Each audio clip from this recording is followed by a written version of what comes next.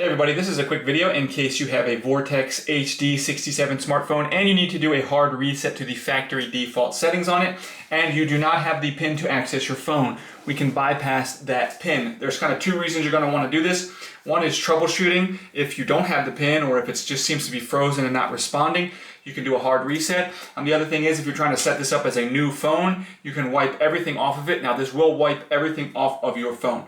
So it's real easy to do. If you're ready to proceed, all we need to do is, with our phone turned off, we are going to press and hold the power and volume down buttons.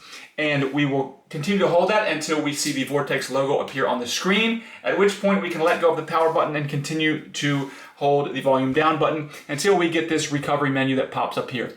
From here, we're going to use the volume to up and down to toggle through the options and power button to select.